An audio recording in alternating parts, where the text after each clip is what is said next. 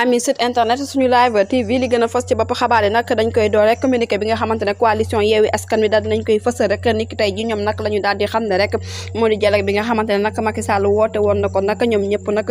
coalition bi di taxawu Sénégal nag waroon na def acte de responsabilité rek ba daal di wax ak Macky Sall ci violation yi nga xamante ne rek mu ngi koy def ci charte réew mi ba noppi rek ak violation yi nga xam ne rek mu ngi koy def ci coalition Yewwi Askan waaye mbir mu nu mel nag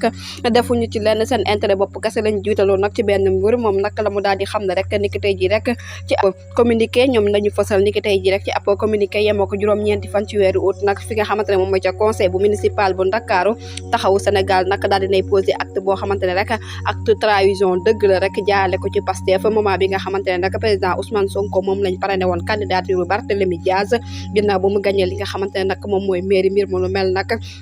ak wor bi nga xamante ne nag jamono ji ñoom ñooñu nag daal dinañ koy wor rek daal di ànd ak ñi nga xamante ne nag ñoom ñooy waa APR ak ñenn ci Benno Bokk Yaakaar coalition Yewwi Askan mi ngay condamné nag daal di forfaiture bu baax parti bii di Pastef ba noppi rek considéré taxawu Sénégal mi nga xamante ne nag dafa ñëw rek def ab sëy bu tas ci seen diggante mbir mu nu mel nag dafay yàq rek taarixu politique ba tax na nag coalition Yewwi Askan wi nag nee na mu ngi jël acte boobu nag di ko ñaawlu bu baax nag di ko naqarlu ba noppi rek prendre témoin tous les Sénégalais ci jëf ju ñaaw ji nga xamante ne rek daal dinañ koy def ginnaaw war gi nga xamante ne nag war nañ ko kii di Ousmane Sonko du ñàkk dinañ ci ñëwaat yeneen di jotaay xabaar jërë ngeen jëf ci teewlu bi bu leen fàttee abonné ba saale cloche de notification ngir amaa yeneen i info